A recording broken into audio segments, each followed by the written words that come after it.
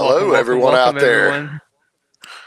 everyone. Duck Hoops. Look at mine. I got a Duck 2 now. Uh, Oh man, Episode. he's classy. Yeah, I know. I got it for Valentine's Day. Episode 12 here live on the internet. I'm Charlie Duckworth. Oh, okay. I'm Matt Duckworth. We like to talk about college hoops.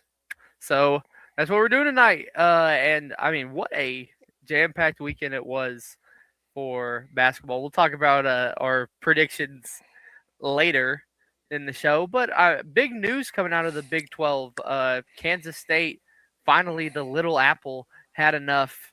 Jerome Tang gets fired from K State. He led the Wildcats to a kind of a miracle run a few years ago into the Sweet 16 in that weird year that was 2023 when Miami, FAU, UConn, and San Diego State were the Final Four. But he got fired with cause from Kansas State for actions that were inappropriate or embarrassing to the university, which he's obviously not that too happy of because he wants to get paid. I believe $18 million is his buyout. So, I mean, let's talk about it real quick. This is the first major firing of the season, really, especially for a Power 4, Power 5, Power 6 coach. And it kind of sends shockwaves to the rest of the little bad kind of Power 4s that anything can happen now. And especially with the way that they fired him, that Mick Cronin from UCLA could be the next person to get fired for embarrassing a program. Well, I think this is a little different. I'll get to the Cronin stuff. I did see that today. This is a crazy story, man. Like you said a few years ago, I believe they were in the Elite Eight that year. They had a heck of a run, like you said, and it is just kind of slowly declined from there. And this year, a year that they hope to contend, they got a big transfer, an All American from here in Memphis, PJ Haggerty. But it hadn't made a difference. I think they've won one conference game. Um, let's just break it They down, won though. last night. Well, that's that new coach bump right there. Man, I went back and forth on this because I had to really go back and see what he said in the press conference, and it was pretty. I mean, I could see where the university would definitely not be happy about it. I could see where the players would definitely not be happy. I mean, I think to paraphrase, he said that they didn't deserve to have the names on the back of their jerseys or whatever, and Yeah, then they came out the next game he ripped the without them. name off. Yeah, Yeah. man, sometimes some things are just better left unsaid and handled in house. I've got to think this thing was brewing like one of those old percolators on the stove, and finally the steam had enough and just blew the top. The interesting question to me is, will he get his money? The answer, I believe, is yes. I think that this may end up being a fairly drug out legal battle. Yeah, Um, I think this could be kind of a landmark case for coach firing, it for could like be. It could be. Most of the time, when someone gets fired for cause, they end up in some kind of weird trouble with the law, or there's Sharon some kind Moore. of weird, some kind of weird sexual thing that should have been going on, inappropriate relationships, whatever you want to call it. Yeah. Uh, this is a lot different. This was a coach who was frustrated with his team. Obviously, like I said, I don't think this guy's been around for a while. I don't think he just blew his top. This thing had been building. There's probably a lot more that's going to come out about this. I haven't heard any players talk or anything like that, but I do suspect that you're right. This could end up being a landmark case because if Kansas State does get away for firing him with cause, then I think a lot of universities that want to get rid of their coach are going to start trying to figure out, like, well, they were able to do it when he popped up. Well, maybe we could do it for this. Um, I don't know, man. I don't like the precedent that's being set. I don't disagree with firing him. I think that's probably the right thing to do. But I think you got to pay this man his money. I don't think he was looking to get fired. I think he was looking a lot of fire under his team, and he was just taking frustrations out. But what do you think about it, son? Yeah, I mean, flat out, I think that it's one of those things that was best left to the off season. Because I mean, K State, unless they made a miracle run in the Big 12 tournament, they aren't getting any invites to the NIT, to the dance. No, their season was going to be over as soon as the tournament was over. Yeah, even the college basketball crown. I mean, they're not getting an invite. They're 11-15 now. They were 10-15 under Jerome Tang this season, but I think that it kind of brewed up. It was brewing last year. K-State really didn't do much last season either, and then it just all came to an end this year. It all came to a head. I mean, you look at the 4 years he was there at K-State. They were 26-10, made the Elite Eight. You were right, but then they were 19-15. They made the NIT, but they got bounced in the first round. Last season they were 16-17. This year they were 10-15. So it feels like it kind of all brewed up into what happened, and they were just waiting for a reason that they didn't have to pay him. Do I think that they are going to have to pay him? Yeah. But I think that this is something that's going to have to set a landmark decision by the NCAA and by conferences in general, too. Because I mean, it's not just the school, it's the conference allowing it as well. Yeah, you're right. All right, so we had a lot of games we predicted last week, and I'm going to give a man his props when he deserves it. I went 5-3, which is respectable. Charlie, perfect 8-0 this week on his picks. Congratulations, son.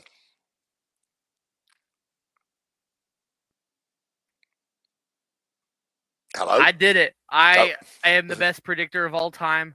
Pull that up. 8-0. 8-0. I'm the GOAT right here. Take your victory lap. We should have put some money on it. We should have. I took a lot of risk. That's all I'm going to say. I took a lot of risk this week. I trusted Iowa State a little bit too much, and it worked. But do we want to get it? Do we want to get into those games? Yeah, let's go ahead. I know we started off with Michigan State versus Wisconsin. You want to give us a little rundown on that? Yeah, that was a just total Badger domination, 92-71 final. I believe it's Nick Boyd, their guard, 29 points, and then Nate Winter had 11 rebounds as well, leading the way for the Badgers. Really, for Michigan State, it was just a cavalcade of errors at the start of the game. I mean, at halftime, it was 51-34, and they let Wisconsin just kind of get on runs at points. Wisconsin led the whole game. They kind of just suffocated Michigan State into what they wanted to play, flat out. And it doesn't help that you have to go into a scary environment like Madison and play a Friday night game when there's nothing else going on in the area. Yeah, I agree with you. And this Wisconsin team's interesting to me, man. They almost took down Michigan University earlier. They get Michigan State, and they just put a butt whooping on them. It'll be interesting to see how the Badgers move forward. The next game that we had was Duke versus Clemson.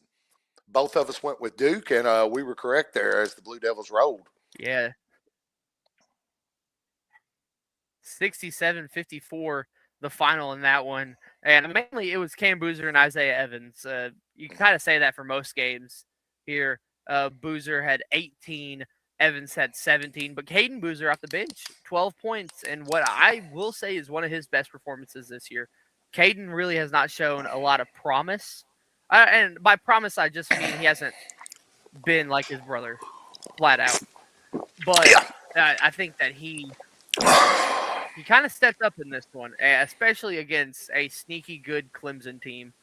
Clemson was led by Carter Welling along the way. He had 12 points, but only 4 for 7 from the field. Didn't really get a lot of shots up, Clemson. Yeah. Well, this is two tournament teams playing here. I firmly believe you'll see both of them in the tournament. Of course, you're going to see Duke. They're going to be a high seed.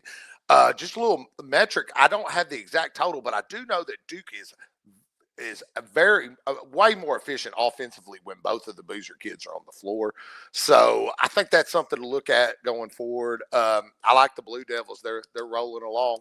The next one was this was something you mentioned where we had split on it. Kansas, Iowa State. I thought the Jayhawks were going to go in there and get a victory. That did not happen. This game was over really early. Go ahead and give us the rundown on the Cyclones' beatdown of the Jayhawks.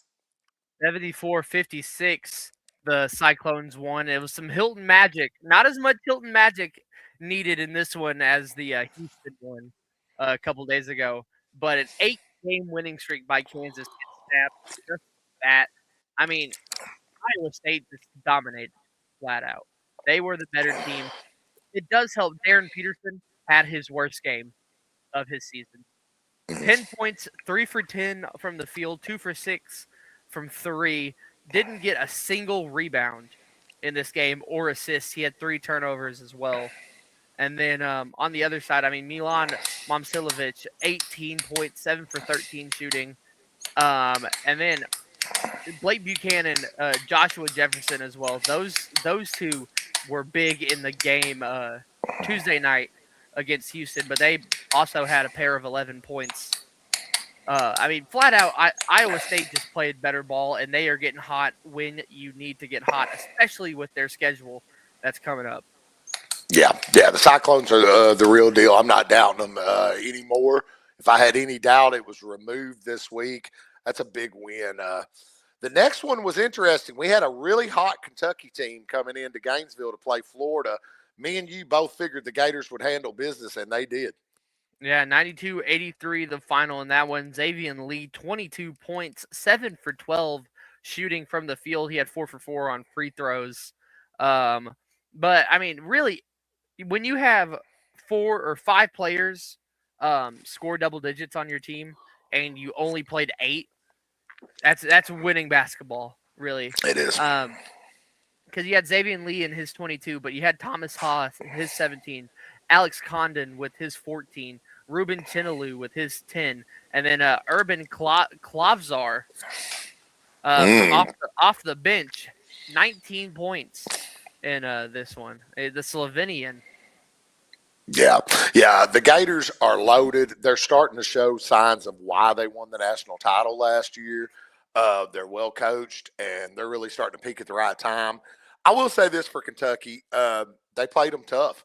Kentucky's playing better basketball than they have all year, despite this loss. I mean, they were coming off a pretty good win streak. So, if I'm the Wildcats, I'm not too discouraged about this. I think this is a lot more about Florida and how they were able to just keep on rolling. Well, the next game was interesting for a lot of reasons. As you called it, the Texas Tech Raiders go in to Arizona and upset the Wildcats. This one I was not confident with at all. Yeah. But, I mean, 78-75 in overtime.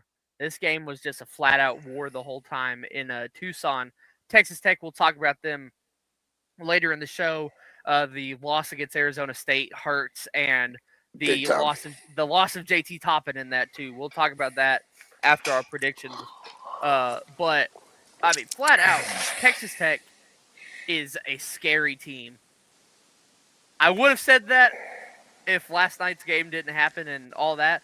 But JT Toppin, 31 points, 13 rebounds. He had a 30-10 double-double. I believe only the second player in the Big Ten to do that recently, like in the past few years. And then Christian Anderson, 19 points as well. And for Arizona, they just couldn't get their guys hot. Braden Burries had 16, but he was abysmal, 4 for 12 from the field. Then Jaden Bradley had 11 points, but again, 4 for 14 in this. Koa Pete, 2 points. Both of those were free throws. Their leading scorer was Toby Awaka, 16 points. But he played 37 minutes in this game because Koa Pete got hurt. Yeah. And I think, especially coming off the bench, just out of nowhere, that is a very impressive 16 points to have, especially 5 for 6 from the field, but 5 for 7 on free throws. So he was getting to the line pretty normally. Yeah. This is, like you said, we'll talk more about the Texas Tech situation in a minute. I'll just stick to Arizona.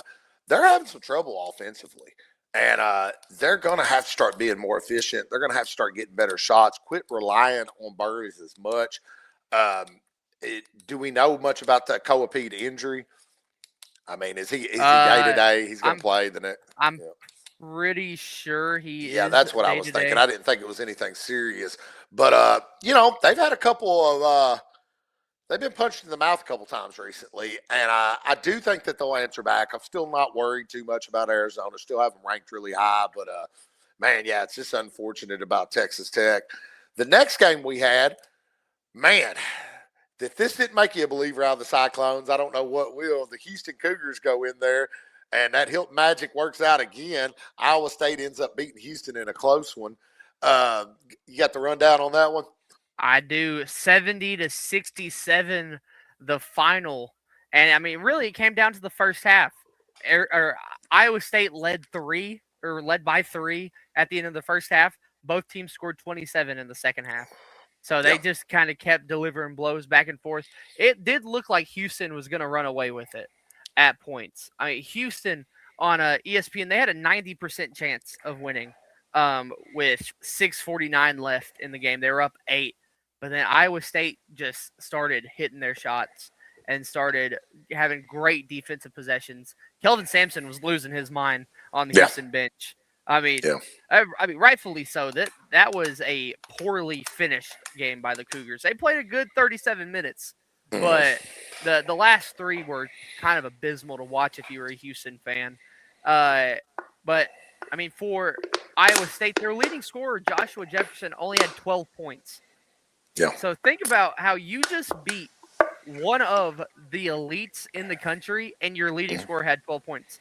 Nate Heisey from the bench, he hit a clutch 3 at the end of the game, and his sister tomorrow is competing for gold in the Olympics.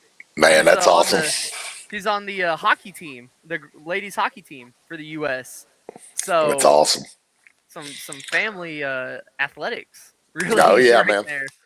Yeah, it's kind of interesting to see some of these stories from the Olympics, how they tie in. They've got I saw, what was it, earlier in the Olympics, Jake Paul's fiance is a speed skater for, the Netherlands or whatever. And it's kind of interesting to see. But, yeah, man, this game was everything. It lived up to be what we figured it would be. Houston, I know Coach Sampson's was irate after that game because, like you said, they had every chance to win it. And this is the thing about Houston Cougar basketball. They can be hot as firecracker and then go 3-4 minutes without scoring a bucket. They have been known, at times to be over aggressive on defense and get people in foul trouble. That said, these are 2 teams that I think are among the best in the nation. And, I think that they might see each other again come Big 12 tournament. And, I expect it to be nothing but another great game. The last one we had of the week, and this was an interesting ball game. The Michigan Wolverines go into Purdue and get the victory. Yeah, 91-80 victory in Mackey Arena. It was a quiet win for Michigan, really. They just played better than Purdue, flat out. They were the better team in this game, especially in the interior as a whole. Purdue, one of the things that they can't do, it seems, is defend the interior at points. Especially, you think about it, they lost Zach Edey 2 seasons ago now, and they really have not been able to find someone like Edey to be in that lower post, and it has killed them in the past 2 seasons. For Michigan, all around great game. Elliot Cotto had 17 points for the Wolverines, but also Yaxel Lindenborg chipped in with 13, LJ Kaysen with 13, Trey McKinney with 13. both of those two off the bench, and it feels like the same song and dance with Purdue. Trey Kaufman-Renn 27 and Braden Smith 20, but no one else besides Fletcher Lawyer scored double digits Yeah. for Boilermakers. Yeah, they're having trouble finding points from people besides those top players. I watched just about every second of this ball game, and Michigan got out to that big 20-plus point lead in the first half, and I thought, well, we'll see what Purdue's made of. They did cut it down a couple times to single digits, but as soon as they would just come up flat on offense. And I'll give Michigan props. They were playing good defense, especially down in the paint. But, yeah, I wonder about this Purdue team. I could see this Purdue team getting beat early in the tournament. If they don't figure this out pretty quick. For Michigan, man, everything's falling your way. Everybody else is losing, and you're figuring out ways to keep on trucking and win ball games. Coach May's got a squad up there, and they just continue to impress. Yeah, and I mean, you talk about Purdue. Which Purdue team are you going to get in March? Are you going to get the team that went to the Final Four a couple of years ago, or went to the national title game a couple of years ago? Or are you going to get the same type of team that lost to St. Peter's and FDU back-to-back years? It really, who knows which type of Matt Painter coaching and team in general that you're going to get. Yeah. They've got tremendous guard play. There's no doubt about it. Yeah. That backcourt is as good. It may be the best backcourt in the nation. But after that, it gets a little tricky. so it'll be interesting to see. But that was a great slate of games, and big props on you for going 8-0, man. Woo! So we'll have to give a double quack for that. A triple quack, possibly. Okay. So last night in Tempe, Arizona State, they played Texas Tech. Texas Tech coming off that big win against Arizona could not get it done, 72-67. Not the biggest part of this game, Texas Tech going down. Their season might be done in a sense. The news broke at about 3 p.m. today. JT Toppin tore his right ACL in this game. He's out for the season, of course. And it is really going to be a tough challenge for Texas Tech. And I mean, if you're Christian Anderson too, this is your team now. You are the head of this team. You have to make it go through you, and you kind of have to change the whole style of the team up in a sense. From kind of dish it to JT, hope that he can get some in the paint to, well, let's get some threes up at this rate. Yeah, it's going to change the whole dynamic of the team. I hate this on so many levels. He is one of the most exciting players to watch in the nation in a year full of exciting players. He's the heart and soul of Texas Tech. He was on his way to being an All-American, and like I said, to lose the ball game is one thing. And this hurts because Texas Tech was a really interesting team to me. Yes, they have some losses. I think they have 7 now. But the problem was, man, they had some of the biggest marquee wins. They have beaten Duke and Arizona. That's huge on your resume. I mean, that's been me and you's top, for the most part, that along with Michigan, that's been our top teams all year. Tech has wins over both of them. I think all you can do, well, let's start with the Texas Tech standpoint of it. You do got to reinvent yourself. You got to figure out a way, and, you'd love to say the old adage, next man up. Well, it just doesn't work that way in basketball. Especially college basketball. Yeah, especially when you lose a guy of this caliber. I hate this for Toppin. It makes me wonder now with such a, severe injury, you think he'll forego the draft this year? Stay another year? Absolutely. I think he will. I mean, he's averaging a double-double this year. He's going to finish with 21 points, 10 rebounds, really 11 rebounds and 22 points as his average. Yep. But I just don't see a way that he looks at this and says, this is how I want my time at Texas Tech to end. Because he's been here for 2 seasons, and he flat out has been both years a top 10 player in the nation. I mean, he's been amazing these 2 years, and it's just it's rough from a Texas Tech standpoint, especially right when it felt like you kind of started getting that groove again. I mean, you just beat Arizona, and you're kind of going into the lull of your schedule at a point. I mean, you look at the rest of their schedule, and they have Cincinnati, or well, they have K State, Cincinnati, at Iowa State. Okay, yeah, TCU at BYU as their final game. Yeah. So I mean, you obviously have two top 30 teams. I'm gonna say BYU is a top 30 team now instead of a top 15 or a top 10, but it's rough to look at, really. It's going to hurt their seeding, even if they finish out respectably. It's going to be in the mind of the people that seed them for the tournament. They're still a tournament team, unless the wheels just fall off now. And Yeah. I mean that is No, possible. they're a tournament team. They're for sure Yeah. a tournament team. I think so too. Yeah, it's just For Toppin, I hate this for him. If he would have declared for the draft, he would have easily been a top 10 pick. I mean, I think he could have went as high as 6, maybe. But I agree with you. I think he'll come back. I think that's going to be a wise move.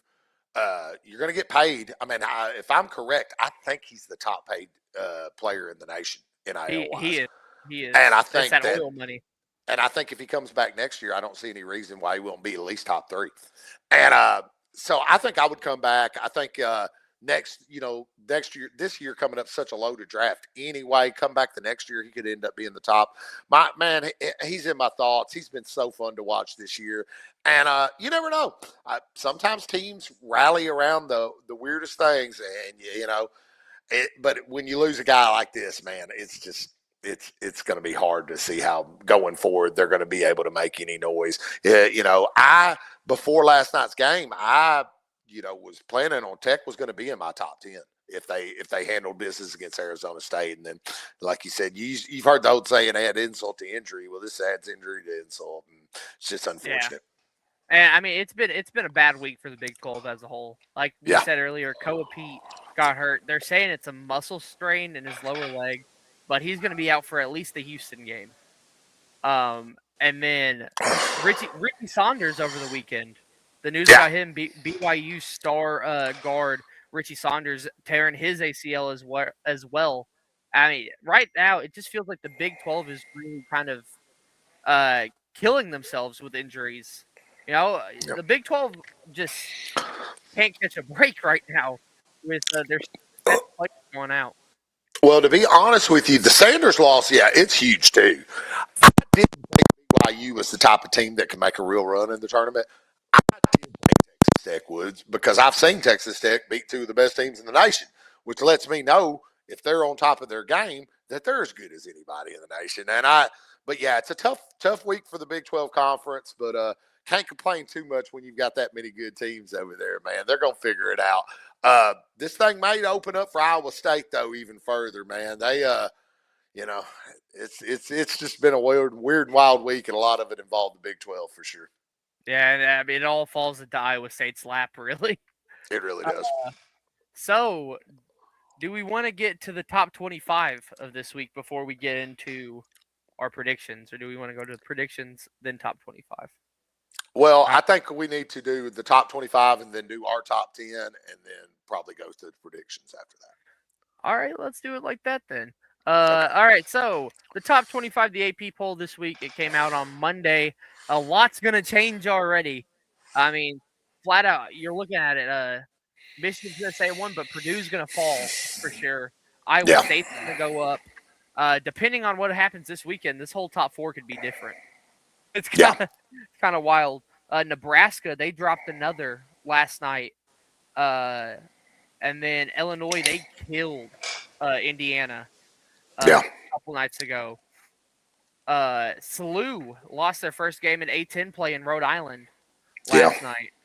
Texas Tech, obviously, we just got done talking about them and JT Toppin. UNC got dominated by NC State last night. That was a game that was kind of well anticipated, not just because of NC State UNC, but NC State has a team this year. Yeah, they do. They have proven themselves to me with that win against UNC. But let's go from 25 to 1 as we normally do. The top 25 they go as Alabama, Wisconsin, BYU, Miami of Ohio, Louisville as the first 5. Any standouts from that 5? No, not really. I mean, good for Miami, Ohio for being undefeated. Wisconsin, they look a little dangerous. That's about all I got to say about that line. Then the next 5 is Arkansas, Vandy, SLU, St. John's, UNC. UNC's on a tough tear. They're going to drop down. St. John's an interesting team to me. I'll say that about that line. The next one is Michigan State, Virginia, Texas Tech, Florida, Gonzaga. Virginia's the team that I never think about. Yet there they are, and they're a legitimate good squad. I don't know, man. Looking at that line, I think that Florida is going to start creeping. They're going to start gator chomping their way up into that top 10. Then the top 10 goes as Illinois, Nebraska, Kansas, Purdue, Iowa State. The top 5, UConn, Arizona, Duke, Houston, Michigan. Houston's also going to have to fall down after that loss to Iowa State a couple weeks ago. So, I mean, like I said, this whole top 4 can be different next week. It just depends on what happens. Oh, yeah, for sure. For sure. All right. Well, from that top 25 to our top 10, which mine changed quite a bit this week. It's been pretty chaotic. I'll kick us off with my honorable mentions because it was really tough. Illinois almost got back into the top 10 for me with that big victory last night. Kansas, I did drop them out of my top 10. It's just that was a tough loss. And I'm just not sure about Peterson. My other honorable mentions are St. John's, which I think they look like a pretty formidable team to me. And lastly, I got Vanderbilt, who I thought about putting in my top 10 because they keep winning the games on their schedule. But I need to see Vanderbilt beat somebody a little higher on the pecking chain, and then maybe I'll include them in. All right. So my honorable mentions. You hear these beautiful honorable mentions here. I got St. John's. I mean, you said they are a really weird team. They're interesting because they have this UConn win now from a couple weeks ago, but they're obviously going to get in. The Big East is 2-3 right now. It's 2.5 bid league, and St. John's is that second to UConn. The rematch that those two will have in the future will be a good one. Then I got Virginia. That's one of my honorable mentions. Virginia, very, very, very good team. I feel like they are a team that I could see winning the ACC tournament coming up. I could see them playing Duke and then beating Duke. Then this is like the last place award. You know, you kind of had Vandy as your last place award. I have Michigan State. Yeah. They lost big to Wisconsin, but I still believe in them. Yeah. Flat out. And my other honorable mention, I say it every week, you're undefeated this late in the year. You're going to be in the honorable mention. Miami of Ohio is my other honorable mention. Al Davis said it best, just win, baby. It don't matter how you win. It don't matter if it's ugly. It don't matter who it's against. If you keep putting W's in that column, and that's what Miami of Ohio does. And at this point, I'm really rooting for them to run the table. You know? Yeah, they have 5 games left, I'm pretty sure. And then the tournament, yeah. Yeah, and then the tournament, of course. Yeah. All right. Well, this was the hardest for me, was this 6 through 10. It was tough. I actually, if you saw my deal right now, I have it shuffled around so much that it's difficult. At 10, I've got Michigan State. Okay. I'm like you.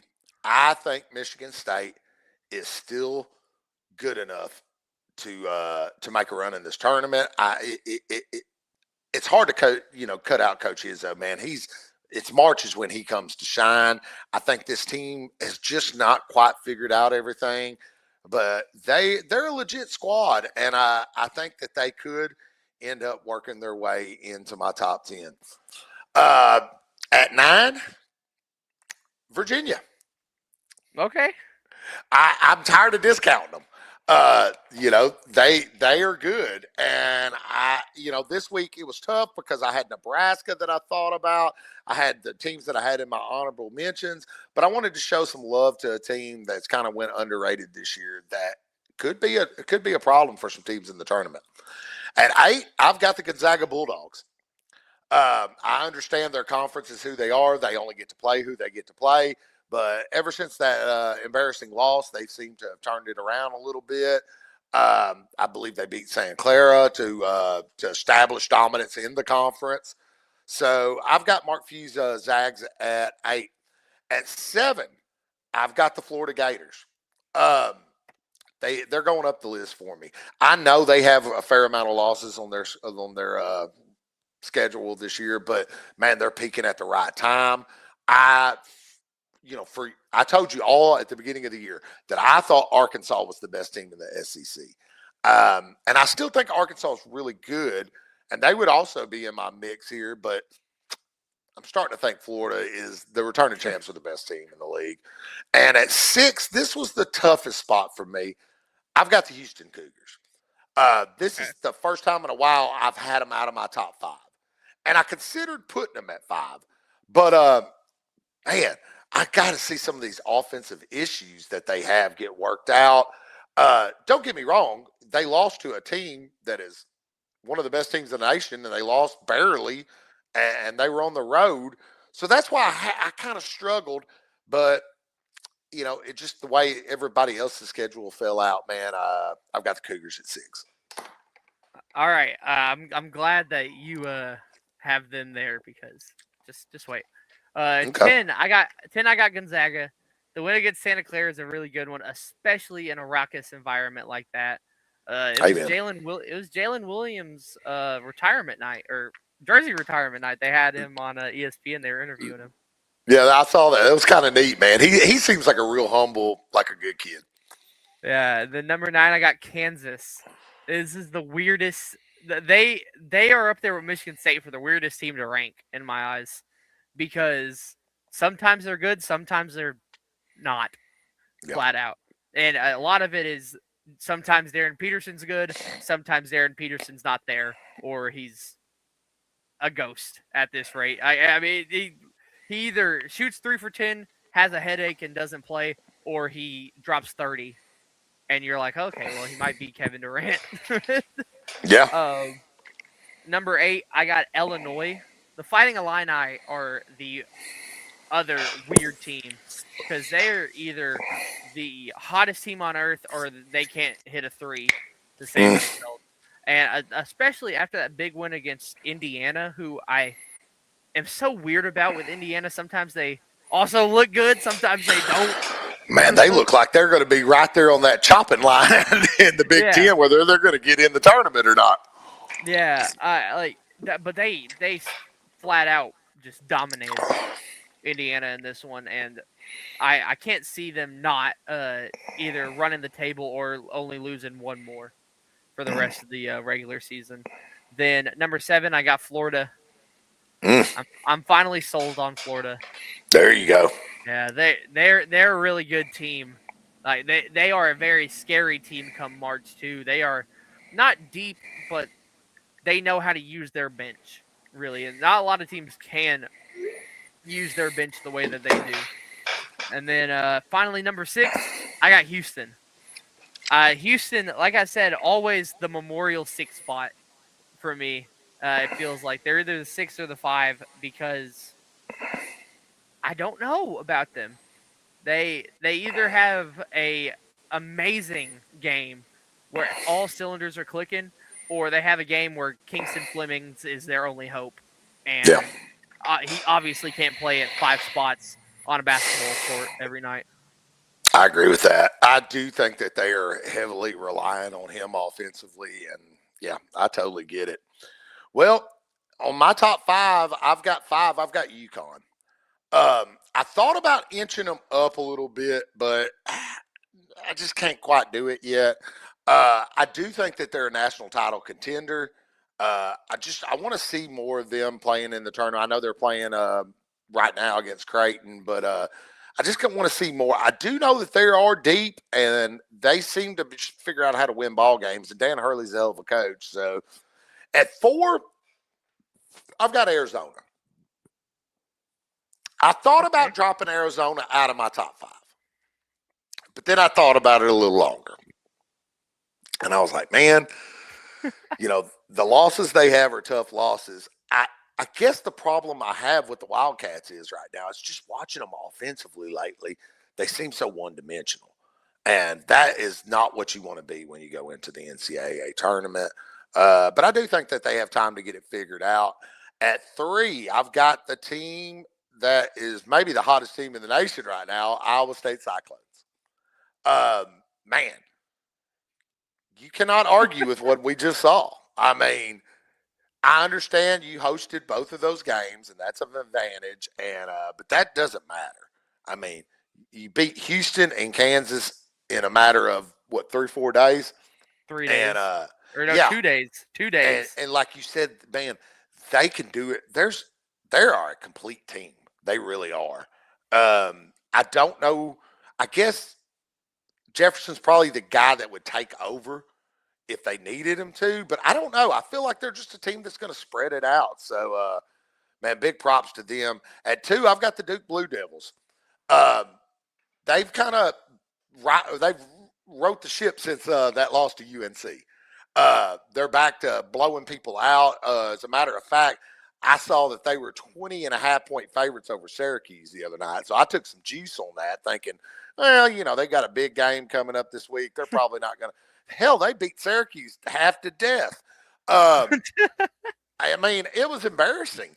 So I think the Blue Devils, we'll see as they have a marquee matchup we're going to talk about here in a minute coming up this week. But at number 1, I mean, there's no ifs, ands, and buts about it. It's Dusty May's Michigan Wolverines.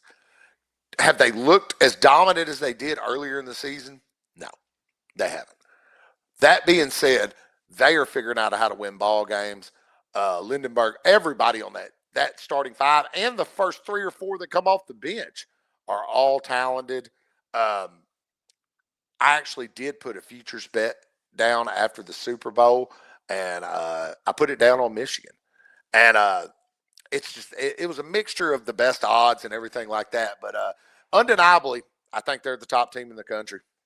Yeah, we'll see how much our top 10s align here. Okay. Because I have the same teams in my 5. Okay. I do have a few kind of just flipped around. So number 5, I have Arizona. It's tough fall for my baby boys over there in Tucson. It was just a rough. It's been a rough week for Arizona, and I see them kind of turning the tide here soon. They do have to play Houston though this week. I'm pretty sure that is scary. That is very scary. But they might be catching Houston at the right time too. Who knows? Could be. That's going to be a hell of a ball game. Then number 4, I got UConn. That Georgetown game Saturday was everything I hate about UConn. Flat out. I hate that they can't seem to close out until the last 5 seconds. It was a weird finish, man. It is sickening. You almost let Ed Cooley, the same man who threw a water bottle at a child this year, come into your house and beat you. You almost let that happen. And right now, Creighton's on an 11-2 run. They're up 70-65 on UConn. Oh my God! With 7.5 minutes to go.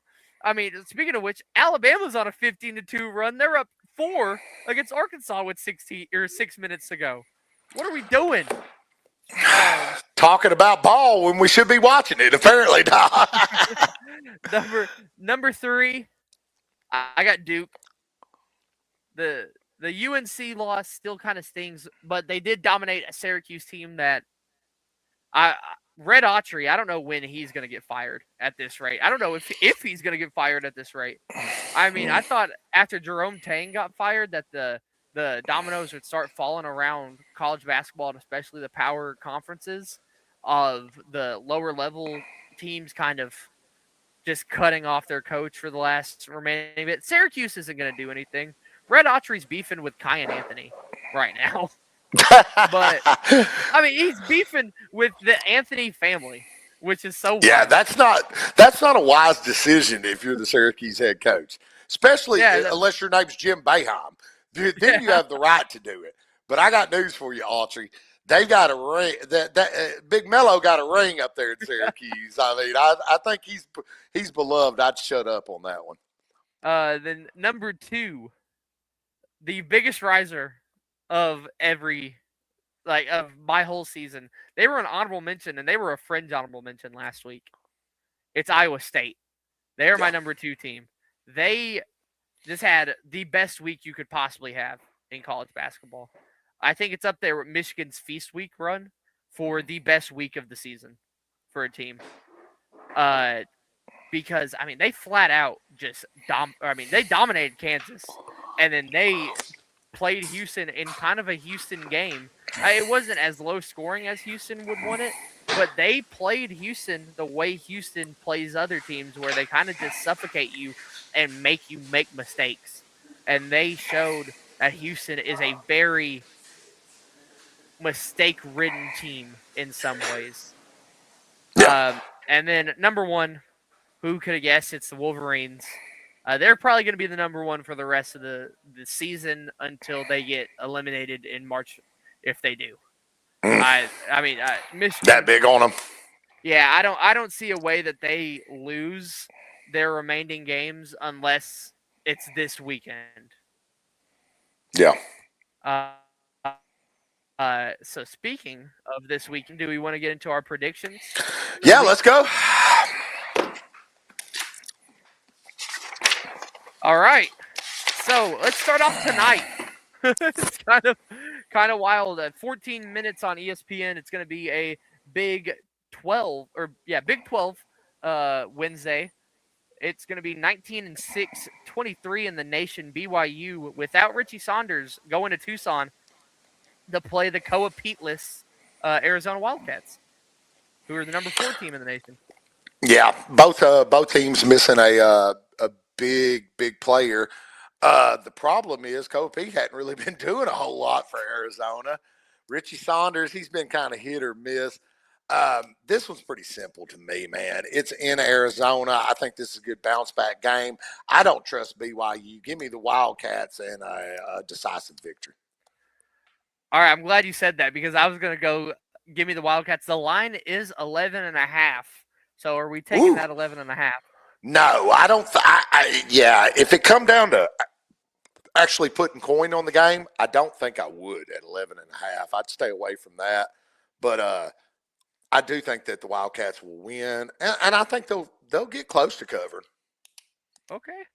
So then our next game is going to be, I believe, let me check my games for the week. It's going to be Saturday. Saturday is big time games, flat out, all day. Starting first in Nashville, as it's going to be Tennessee going on the road to play the Vanderbilt Commodores in a rivalry game. Yeah. Man, this Tennessee team is so unpredictable to me. Early in the season, I knew it wasn't necessarily Rick Barnes' best team on paper, but they had some victories that really had me leaning, thinking that the Vols were really good. Then, I don't know, a couple losses to Kentucky. It's tough. Vanderbilt, I have not given them their flowers all year long, but yet they sit this far into conference play, and I believe they only have 4 losses on the year. Of course, and all 4 of those are in the conference. Yeah. So this is a tricky one. My part of me saying, man, take Rick Barnes. He's the better coach. Take that Tennessee team. But every time I pick against Vandy, they freak around and win. So I'm going to pick with them. Give me the Vanderbilt Commodores in an extremely close ball game. I think that this game could come down to a last-second layup, really. Both teams have not been the hottest that they could possibly be, flat out. I mean, both teams are kind of struggling to get to that spot again that they were at earlier this year. Flat out. I mean, Vandy, of course, they were 22-0 at one point, or not 22-0. They were, I believe, 18-0 at one point, and then Tennessee's 18-7 on the year, but they've bounced around. They have a great win against Houston, but they also have a 24-point loss at Florida this year. So like you said, all things point to this being Tennessee's time to shine.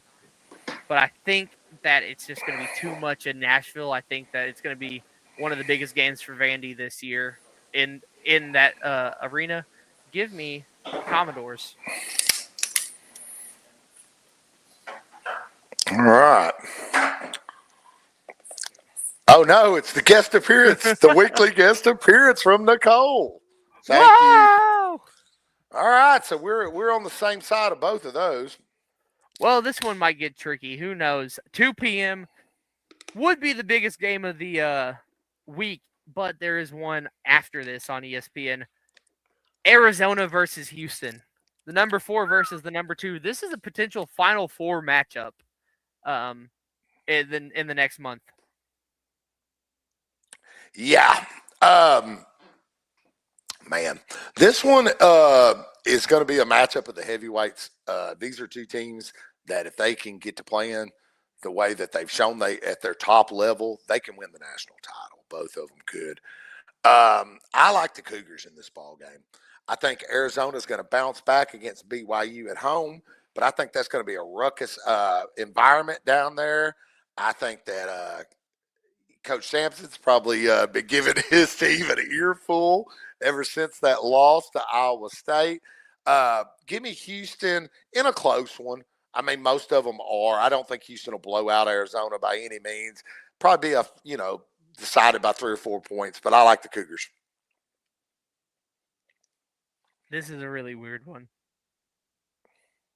Because I'm going to say give me Arizona in this one. Okay. I think Braden Burries is going to drop 35 in this game. That's my wild prediction of the week. Braden Burries 35 in this one, leading Arizona past the Houston Cougars. I would say that's game of the week. But yeah, a non-conference, sadly, neutral site game. But who cares at this rate? Michigan versus Duke. The number 1 versus the number 3. Not even just a potential Final Four matchup this is. This is a potential national title matchup right here. Yeah. I mean, this is number 1 and 2 on my power rankings. This is number 1 and 3 on my power rankings. This is a potential game of the year right here. Flat out. I mean, this is the favorite to be game of the year. Yeah. When Michigan has played in non-conference, played some of the most elite in the country, they have been fantastic. Duke has slipped up against Texas Tech and, of course, lost against UNC. Everything conventionally tells me to take Dusty May and his team to roll in this ball game. But as Lee Corso used to say, not so fast. I saw Duke put that whooping on Syracuse the other night, and I think this is a John Shire-led team that is upset. I think that for the longest I had Duke as number 1 in my power ranks. This pains me so bad, especially growing up hating Duke the way I did. I think somehow Duke figures out a way to get it done, and they end up giving Michigan a big loss this weekend. I think it comes down to the last possession. We may even see overtime in this ball game. Give me the Blue Devils. I got just one thing. An M right there. Give me the Wolverines in this one. I mean, you said it. Michigan, when they play teams non-conference, guys, they kill teams. Flat They've out. been fantastic. I mean, they killed Auburn. They killed Gonzaga. Beat the crap out of Alabama. They have killed teams this year. except Wisconsin. Yeah. I'll say that, except Wisconsin. But they are just that different level. I think that the interior is going to be the main point of this game, and I just think that Michigan can overwhelm Duke in the interior. Yeah. Yeah. It'd be interesting to see. So that's not the only game left on Saturday. 9:30 p.m. tip-off in Provo, Iowa State against BYU. And Well, this is one that can be summed up in 4 words. Give me Iowa State. yeah, I don't need to waste the viewers' time much about this. I'll take the Cyclones too. I think BYU is one of those teams that never could figure it out. Then you lose one of your best players. Maybe they'll have a little gas. Maybe they can make a run in this, but there's no way I'm picking against the Cyclones in this ballgame. I'm looking around for games on Monday. We have 2 games on Monday. Obviously, it's Big Monday, so you're going to get a Big 12 game. But we have Louisville UNC to be the lead-in for that one in Chapel Hill. These 2 teams are really weird. I'll say that flat out to just lead it into you. Well, I agree with you. These teams are both unpredictable. Both of these teams at one point in time in the year were in my top 10 rankings. Louisville was in there for a few weeks. Louisville is like my 4th best team. Man, I was kind of believing Louisville was getting their steam back, and then they dropped one to SMU. UNC beats Duke, and then loses a couple ball games in a row. It's tough, man. It's tough. But when it gets tough like this, man, I look at who I think's the better team when I've watched them, and B, I look at who's the home team. Give me the Tar Heels over the Cardinals. And I think this could end up being a competitive ball game. But I think down the stretch, UNC is going to have a little too much for them. I understand that they're missing one of their best players, but I think Louisville may get out here, start shooting a bunch of shots and miss it. I think it'll be a close ball game. Give me the Tar Heels to take this game. And I'm going to agree with you here. I think the Tar Heels are just the better team. I also think that Louisville has certainly lost a lot of steam since earlier this season. I think the main turning point was Michael Brown Jr. going out for a bit. I mean, he's come back, but he obviously has not been the same. Yeah, I'd agree with that. And then the last game of our predictions for the week, Monday night. Whew. This could be the number 1 versus, I don't know where they're going to put Kansas next week, but Houston on the road going to Fog Allen to play the Jayhawks. Yeah, it's getting around that time of year where all these games are heavyweight fights. Man, I said it before and I'll say it again. It doesn't matter how highly regarded I think your team is. Fog Allen is a tough place to go in and get a victory at. I think Coach Bill Self's going to be on this Kansas team. And as much as I love Houston, I'm going to have to say it. And I know you got the hat on. You're not going to want to hear it. Rock Chalk Jayhawk. Give me Kansas.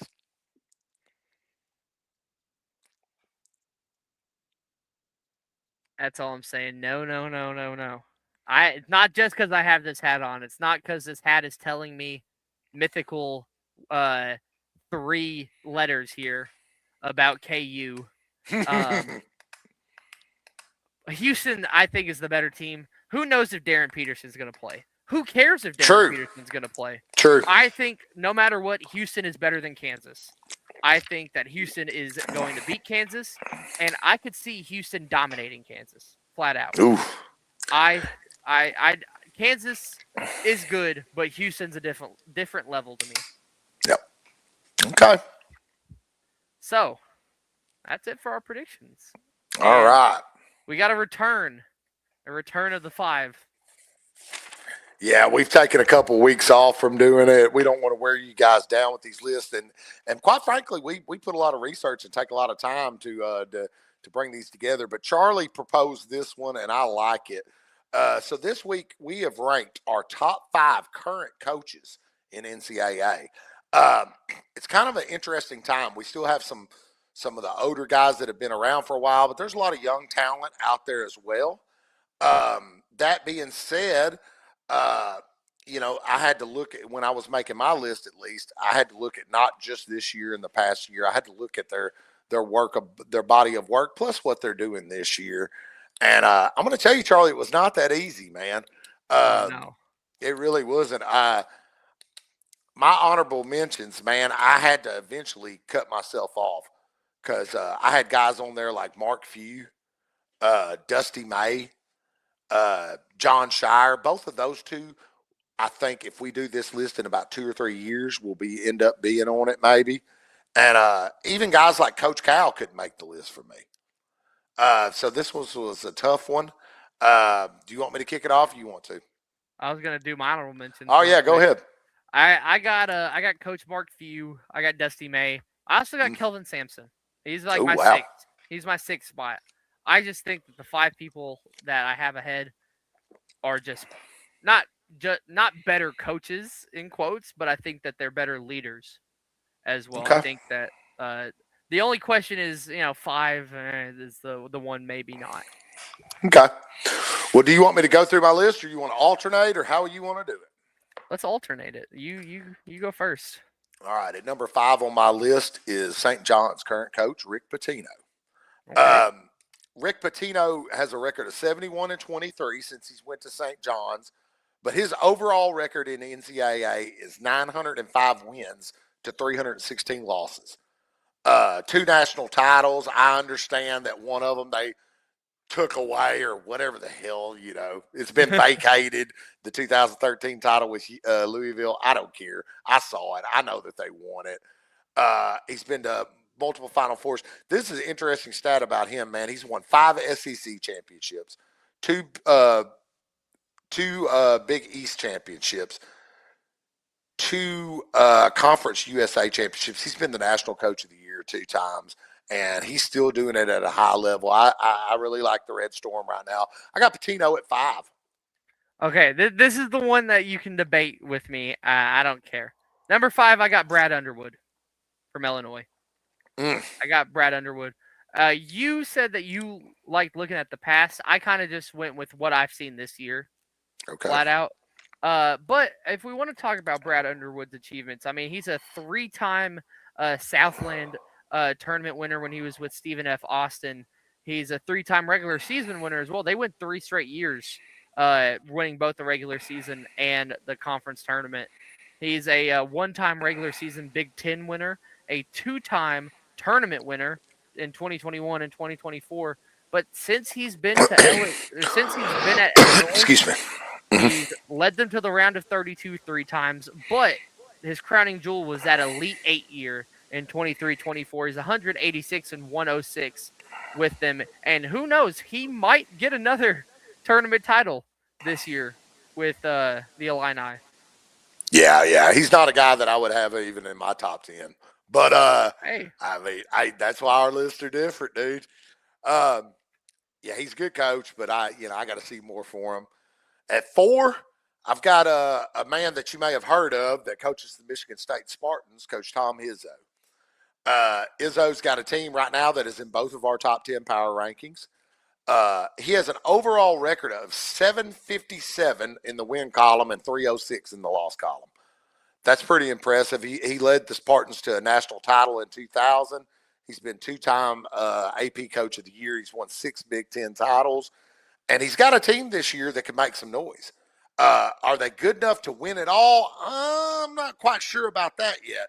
But could I easily see him making another Sweet 16 appearance? He's in the Sweet 16 just about every year, if you look. yeah. I got Coach Izzo there at 4. Well, a broken clock is right 2 times a day, and you're a broken clock. I got Tom Izzo at 4 as well. There you go. I mean, he's just.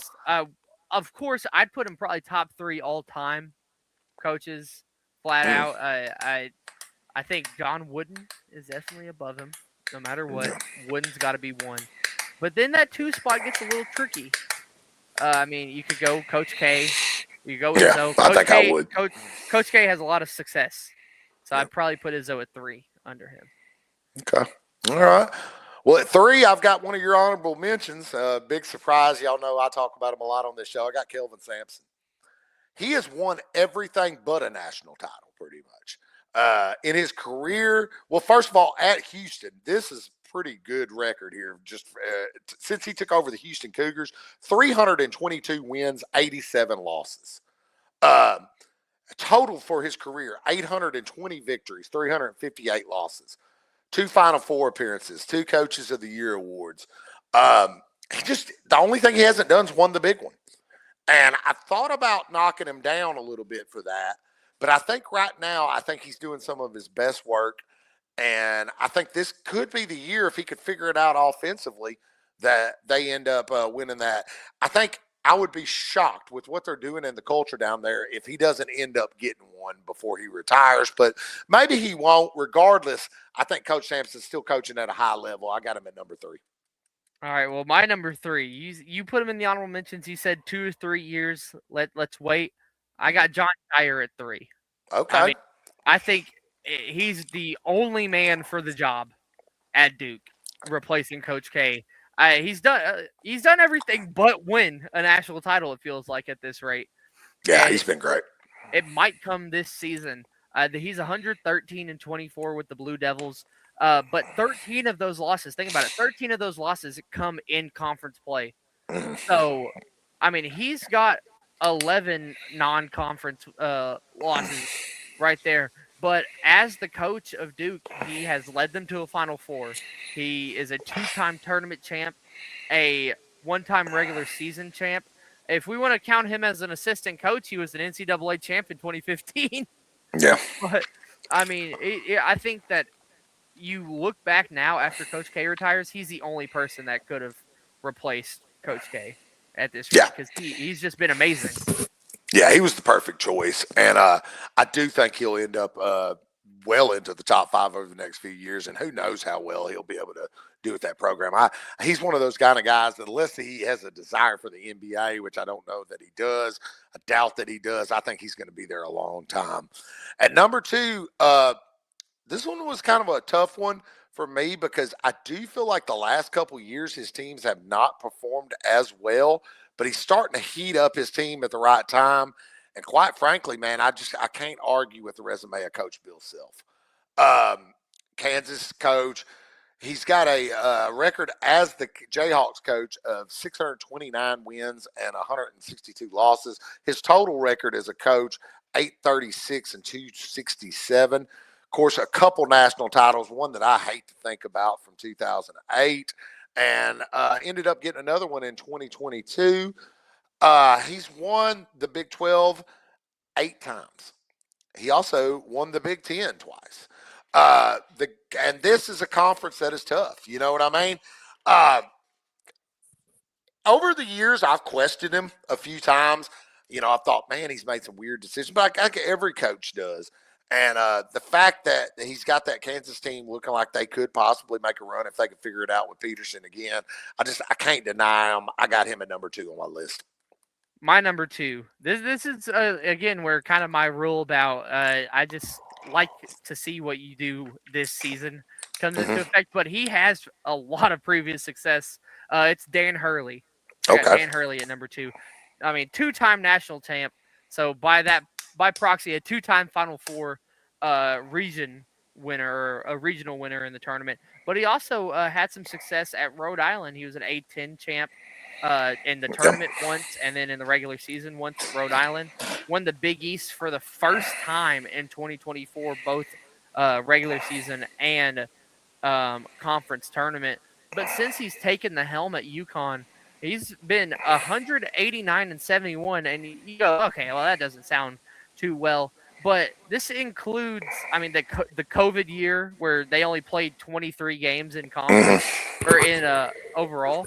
But this also includes a 31-8 season when they won a national title, a 37-3 season when they won a national title. Yeah.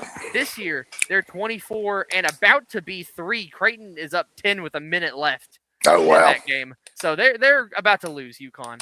But still a great resume for someone who's only been there for now 6 seasons. I mean, when a third of your seasons result in a national title, you're good in my book. Yeah, no argument for me. He's number one on my list. Okay. I don't particularly care for the guy at times. I think our personalities probably just clash a little bit, but I can't deny it. You nailed it. 189 wins and 71 losses at Connecticut. And his total coaching, I mean, he's coached all over the place. 346 wins, 176. But I cannot and will not forget those two back-to-back titles.